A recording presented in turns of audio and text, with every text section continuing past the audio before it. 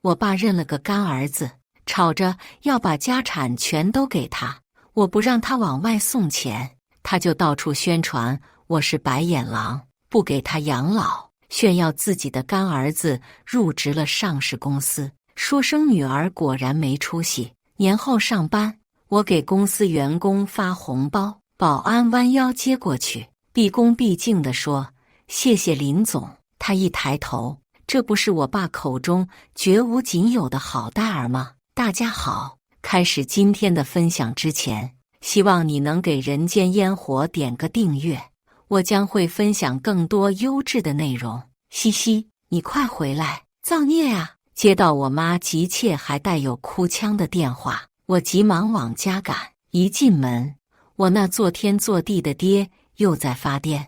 你也不看看我养了你一辈子，一天班都没上过，现在还想管我的钱。我妈拉着他，不给他出门。他用力把我妈推倒在地上。林行仙，你又抽什么风？我赶忙过去扶起我妈，冲她大吼。她看到我后有些心虚，把银行卡藏进衣服内袋。你妈盼着我死，钱都不给我用。我妈早已泪流满面。你是想拿钱去给外面的野种？别以为我不知道。她听到我妈叫她的干儿子是野种，直接冲过来，抬起巴掌。我挡在我妈面前，拿起旁边的板凳。你敢动？她被我的气势震慑，不再往前，开始指责我。你现在大了，翅膀硬了，敢跟你老爸对着干了是吧？你个白眼狼！我辛辛苦苦养你这么大，你就这样报答我？我的学费你出过一分吗？你的钱全扔牌桌上了，那是我妈起早贪黑做手工挣的。和她吵架，我从不示弱。不要看她道貌岸然的样子，背地里不知道有多爱赌。发了工资就在牌桌上通宵，第二天灰头土脸的回家，还颐指气使的叫我妈给他煮早点。我妈问他要钱给我交伙食费，他直接把碗扔碎，打了我妈一巴掌。我发烧到41度，我妈抱着我，让他带我去医院。他也是像今天这样把我妈推倒在地，用力踢了她2脚。我额头上的疤也是当时摔的。可那天最危急的不是我，因为我妈已经怀孕3个月了，鲜血染红棋牌室的地板。我哭到惊厥，最后还是看不下去了的邻居送我们去的医院。我听见他说，女人就是没用，踢2脚就出血，流了再重，不看看我什么体格，这次说不定还是母的，下不出个公蛋。他拍拍胸脯，众人哄笑一团。从此以后，我妈就没了生育能力。此时我俩剑拔弩张，下一秒不是他的巴掌扇我脸上，就是我的板凳砸他头上。我妈看了害怕，忙拉住我，让我把板凳放下来。有我妈帮他，他又料定我打不过他，想像我小时候那样扯我的头发。我左手用力掰开我妈的手，右手毫不犹豫地抡上去。我爸就这样被我开了瓢，杀人了，杀亲爹了。他捂着满是血的伤口，恨不得喊得整栋楼的人都能听见。既然喊得那么大声，还指使我俩送他去医院，那肯定没事。我把他踹翻在地，扯开他的衣服，拿出银行卡，这是我给我妈的养老钱，你碰都不要碰。还有，以后1分钱我都不会再给你。然后我拉着我妈出了门吃火锅，不管不顾她在背后的辱骂，反正也死不了。她肯定会叫她那孝顺的干儿子带她去医院。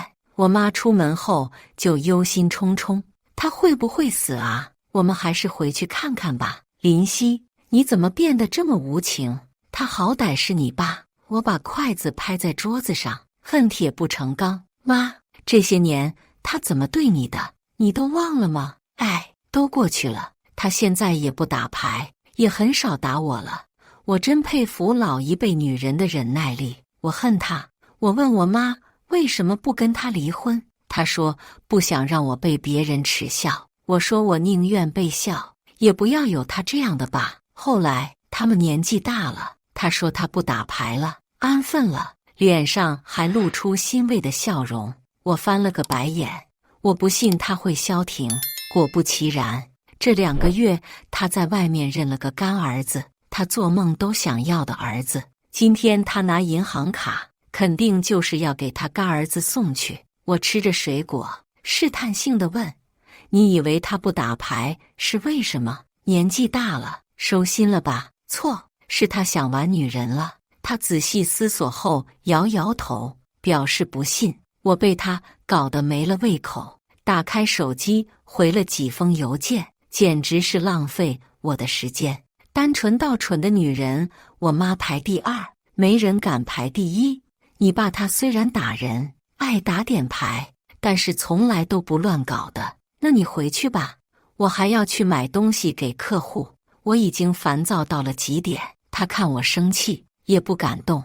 我看他委屈的样子，只能无奈笑着把他拉走。走吧，我给你买2件漂亮衣服。你就知道，最不值得想的就是男人。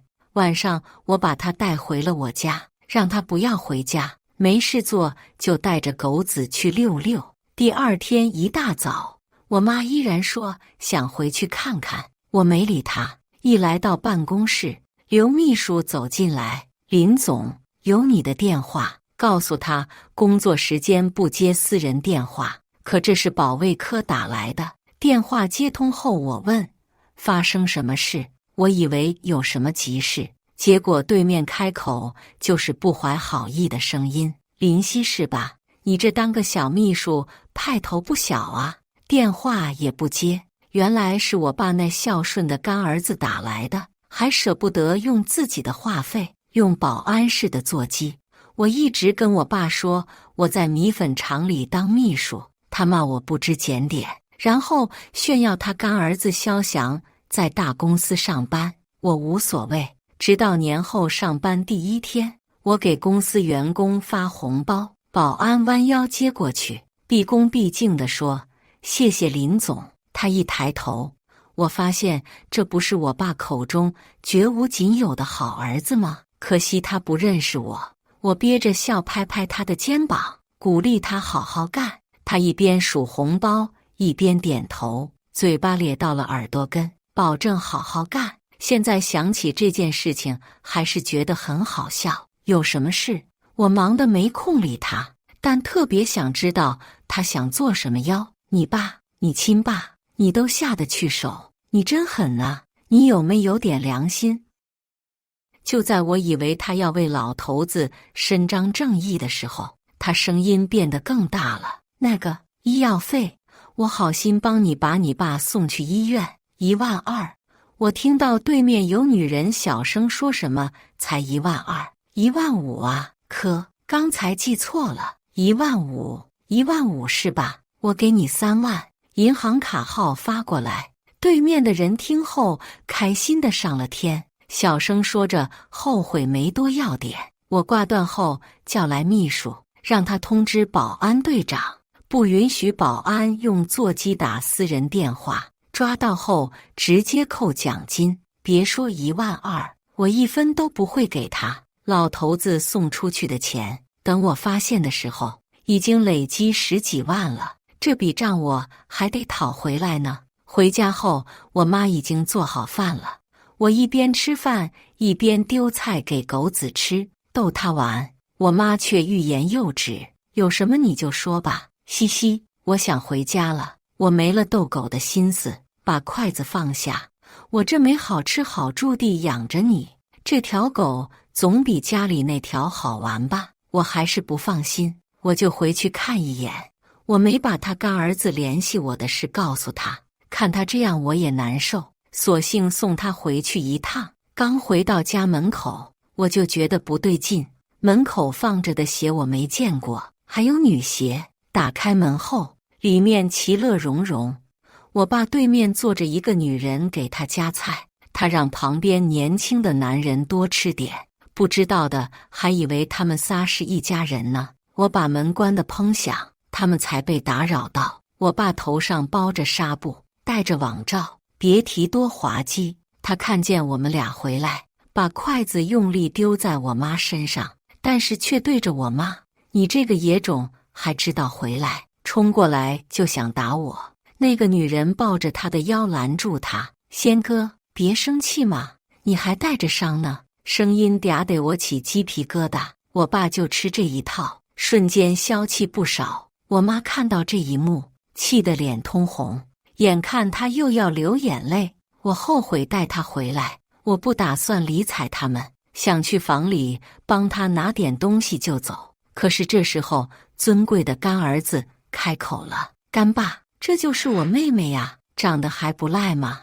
他用舌头顶着腮帮，猥琐至极。看来这是没认出我，也是，就一面之缘。他还光顾着数红包，我怕再看下去得吐出来，拉着我妈回到房间速战速决。可是打开衣柜，好家伙，这里面红红绿绿、花里胡哨的衣服哪里是我妈的？不用想也知道是外面那个女人的衣服。那女人见状跑过来，亲昵地拉着我妈的手：“嫂子，您别误会，这仙哥受伤了，他是我干儿子的爸，你们不在家，我们来照顾他。”我妈甩开他的手，气得去把衣柜里的衣服全扔地上：“林行仙，你们不要脸！”他骂来骂去，只会这一句。我爸抢过他手里的衣服，把他推出房门：“给老子滚出去！”又不知道从哪里翻出来2个蛇皮袋，丢到我妈面前：“你娘俩的东西，拿着给我滚！”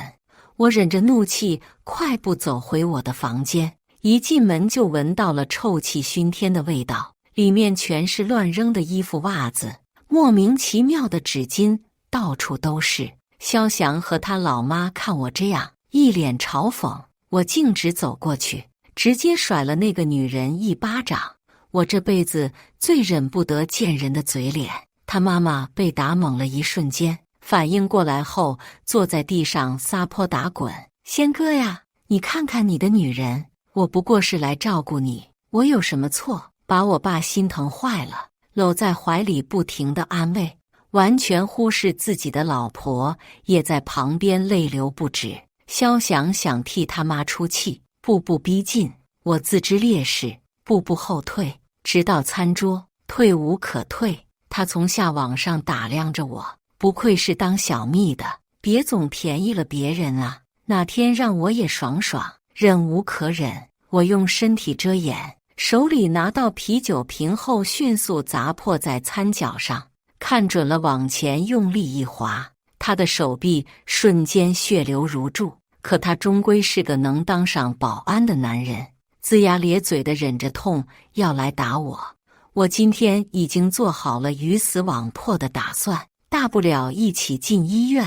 可我看见我妈快速冲出来，抓着他拉他的头发就往地上拽。萧翔反应不及，硬生生被拽倒在地。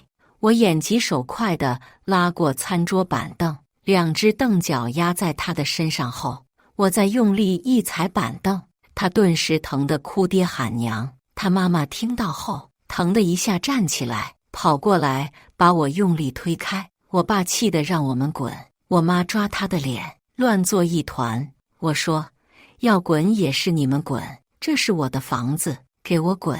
他说：“你租的房子也算是你的房子吗？”我大声吼：“这套房子确实本来是他的，可是欠下的债务太多，早就抵押给别人了。”那个女人好像听到了什么了不得的东西：“仙哥，这房子不是你的吗？”她自觉脸上无光，依然要打肿脸充胖子，反正不会被赶走就是了，放心住着。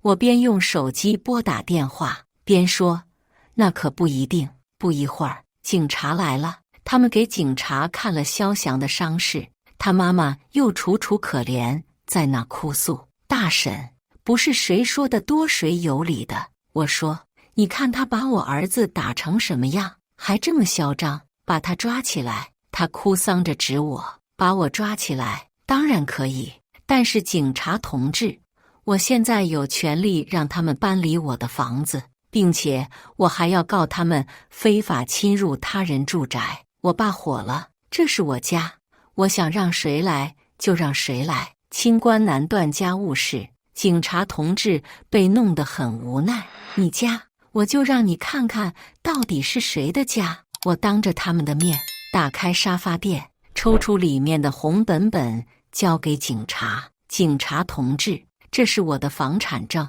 这是我的身份证，请您核对一下。什么？我爸急得直接抢过来，看见上面赫然写着权利人林夕，他用力把房产证摔在地上，要过来打我。警察赶忙把他拉住，让他不要妨碍公务。他气得直捂头，伤口疼到不行。警察核实结束，让我妥善处理家庭事务后，并勒令让他们母子俩搬离此处。警察走后，他们三人狗咬狗的相互埋怨。我把蛇皮袋里面的东西全倒出来后，扔在他们面前，滚吧！母子两人骂骂咧咧地去收拾东西，一人背着个蛇皮袋，别提多狼狈。我爸看着他们收拾东西，走到我面前，饱含恨意，言语依然带着嘲讽：“瞒着我买房是吧？看来当秘书挺赚钱啊，私底下没给我少丢人吧？”我说：“愣着干嘛？你也滚！”那三人被我赶走后，好几天没动静，我心里隐隐不安。我自己倒是不怕，我爸连我在哪里上班都不知道，进出公司大门有智能台杆，我和肖翔也从没碰过面。我正这么想着，打开家门，忽然眼前一黑，很快失去了意识。再次醒来，我感觉自己被狠狠扔在床上，接着一床被窝盖在我身上，我拼命挣扎也无果，手脚被反绑在一起，嘴巴也被塞着东西，只能发出呜呜的声音。然后我听到了熟悉的声音：“你那堂哥什么时候来？”是我爸说在路上了。肖翔恶心的声音传来：“他知道这是吗？有免费的，谁不同意？世界上为什么会有这么猥琐的男人？”我知道，这是你女儿，但是也是我妹呀，我也舍不得呀。但是你想想，我堂哥是我们家族最有钱有势的，我这好工作还是他给我找的呢。你不经过他同意，怎么能和我妈结婚？也是，果然，认干儿子是假，泡人家的妈才是真。还有，这次他欠我个人情，他不得给我升个主管当当，我当不上主管，我也不同意你和我妈在一起。看样子他是为了当上保安队长，所以把我绑来送给他堂哥。如果我爸不帮他，他就不给他妈和我爸结婚，所以我成了他们利益关系的牺牲品。手机铃声响起，哎，哥，8408。很快房门被打开了。哥，这是我干爸，也是我妈的相好。你好，你好。我爸说，叫我来这干嘛？来人说道，这人的声音怎么这么耳熟？嘿嘿，那当然是有好事才想着哥您啊，你指不定给我憋着什么坏呢吧？哪能啊，今天这个那叫一绝，爽得很，没风险吧？我感觉到他坐到了床上。没有，这就是他爸，他爸都同意，还能咋地？他拍了拍我的臀部，贼笑着说，真不错，干什么的？米粉厂里当秘书。我也不知道米粉厂要什么秘书，秘书不就那回事，你说是吧？我爸陪着笑。来人没说话。肖翔说，那我们先回去了，不耽误您的好事了。门被关上后，他掀开一个被角，他嘟囔着，这身衣服怎么有点熟悉。接着被子被全部掀开，我看到了他精彩纷呈的脸。林总。他被吓倒在地，毕竟没有哪个秘书不怕自己的老板。我用狠厉的眼神看着他，他急忙把我嘴里的破布扯出来，松开我。他本想过来把我松开，但是刚碰到麻绳却迟疑了。我绝对既往不咎，再把你推荐给韦总。我说，如果我不这样讲，他很有可能会为了保住工作把我杀了。毕竟我抓住了他的把柄，韦总比我高一层，他之前一直想让我引荐。你跟了我这么多年，我什么时候说过谎？而且我平时对你也不错吧？动之以情之下，他还是没有把我松开，转而去打电话给肖翔。我没有放弃，你清醒点，我平时总告诉你，做事要看值不值得。上市公司的经理一夜人间蒸发，按照现在的刑侦水平，你连逃跑的机会都没有。他不为所动。肖翔很快回来，先挨了他几个巴掌。他不知道自己做错了什么，蠢货，你连自己绑的是谁都搞不清楚。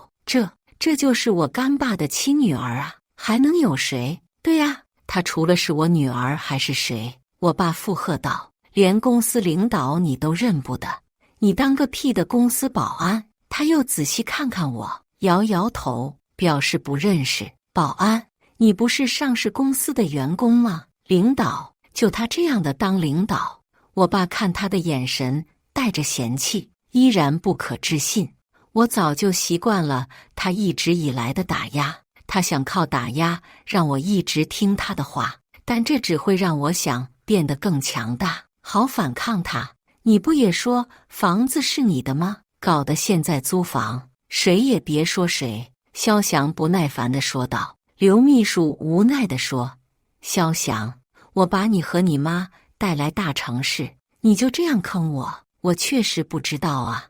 那现在怎么办？他们两人沉默了片刻，然后相视一眼。肖翔说，要不你个头，你在想什么？蠢货！刘秘书上前来解开我的绳子，接着跪在地上。林总，这件事情我保证，我事先一点都不知道，都是他们俩一手策划的。当前明哲保身最重要，我只能顺着他的意说。我知道，这不关你的事。肖翔和我爸依然不觉得自己做错了什么，他们只懊悔自己没早点知道我的身份，好把我身上的血吸干。既然这样，你帮我报警，就说是发现我不接电话找来这的。我说行。刘秘书点着头，准备拨打电话。这时候的俩人才终于意识到了事情的严重性。肖翔按住刘秘书的手机，不停地叫着哥，求我没用啊，他小声说。肖翔终于醒悟了，也扑通一声跪在地上。林总，我有眼不识泰山，您大人不计小人过，这都是你爸想出来的，不怪我。你哪有老子跪女儿的道理？要我跪他？做梦！他想拉扯着肖翔起来，仗着他是我爸，我定然不敢怎样。留得青山在，不怕没柴烧。现在三个大男人处在这局势，随时有可能发生转变，我得快速脱身。我说，只要你们以后再也别来找我们的麻烦，我可以当这件事情没有发生过。可以，我保证。那你们走吧。肖翔带着我爸灰溜溜地跑了。刘秘书毕竟是个秘书嘛，还得送我回家。而在车上，我和他达成了某种交易，毕竟我向来有仇必报。接下来的几个月，我都没有再见到过他俩。肖翔被辞退，我爸销声匿迹，拖着的日子，我妈的离婚意愿越来越动摇。她说，人老了还是得有个伴儿。我说，人老了得有条狗。我知道他对这个男人还有一丝幻想，我想找他出来，快速解决这件事，可是始终不见他的踪影，看来得下手了。果然，指令传达给刘密之后，没过几天，我妈就接到了他的电话。电话里，那个男人威逼利诱她去离婚，可是我妈执意不肯。你想在外面过逍遥日子，绝对不可能。只要我一天不离婚，你们就是一对狗男女。他以为自己是在折磨他们，实际上只有他自己饱受煎熬。我让刘秘书把诱惑加大，让那边闹得更凶一点。所以那一天，他们终于忍不住找上了我妈。本来我不知道这件事，刘秘书急匆匆跑来找我，别急，医生找得怎么样了？已经安排妥当，按照计划执行。不过，林总，我得先跟你说件事。说吧。我放下手里的工作，他给我看了一段视频，标题为“妻子抓住小三不松手，丈夫竟开车踩油门拖行妻子20多米”。视频内容甚至没有打码。视频里，我妈从车窗扯住肖林的头发，拍摄者把手机对到了他涂脂抹粉后称得上恐怖的脸上。话外音传来，来看看小三的嘴脸，这么老了，不要脸哦。画面转到我妈身上，她一直咬着牙，即使车辆开始滑行也不放手，车往前走她也往前。我隐约听到车里的女人说：“仙哥，宝宝好痛。”男人听到了她的话后，加大了踩油门的力度，车速越来越快。我妈依然不放手，以致双腿悬浮，只能尖叫出声。这个畜生竟真的硬生生将我妈拖行了20多米。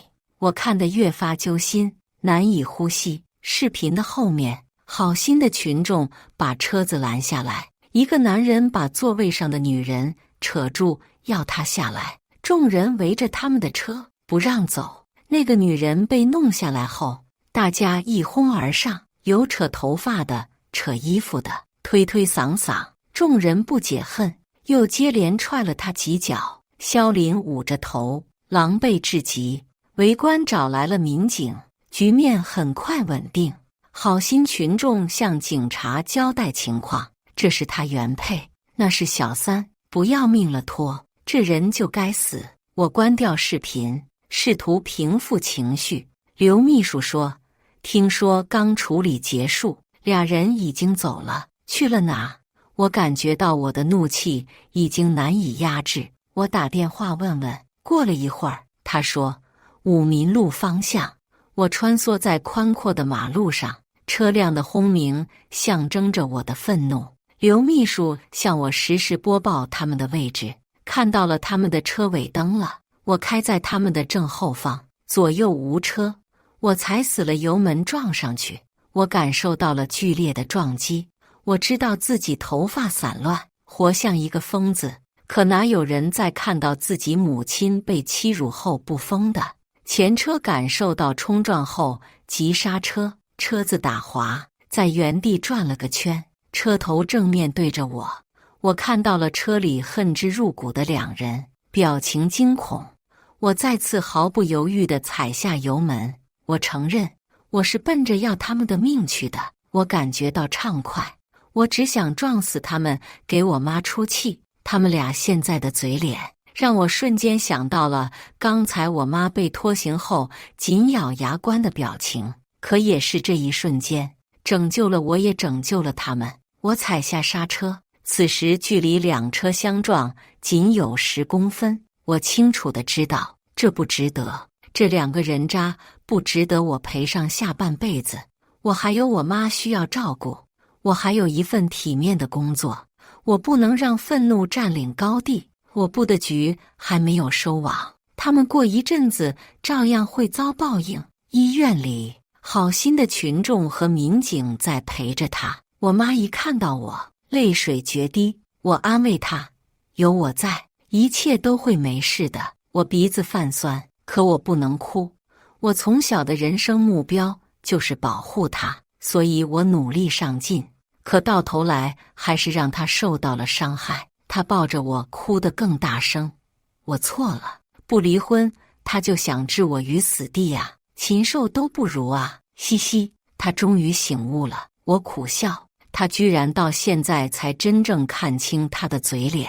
所幸她只是有点擦伤，观察后没什么大碍。家是下午回的，人是晚上找上门的。我妈看到显示屏上的3人，冲进厨房里拿了菜刀出来。我拿过她手里的菜刀，让她回房间。她对着门口呸了一声：“有什么事？”我拿着菜刀打开门，肖林正想发作，我举起菜刀，他吃瘪后隐忍不发。我来跟你妈商量离婚的事。他们想进来，我挡住门，就在门外谈。明天早上8点民政局。他们没想到我会这么爽快。萧林和萧翔用手肘示意林行宪：今天那个车，我可以不追究你的责任，钱你得拿来吧。我早有准备，从口袋里拿出一张卡扔给他。萧翔说：还有上次的3万。我说：里面有30万，密码是我妈的生日。3个人喜出望外，眼睛都要粘在卡上了。我嗤笑一声，嘲讽地看着他们。萧翔听到不乐意了，往前凑，想要用气势压倒我。你看不起谁呢？我还得感谢你把我辞了，不然我还找不到这么好的工作。我先跟你说，到时候别来巴结我，我不认你这个女儿的呀。林行宪补刀说：3个人耀武扬威。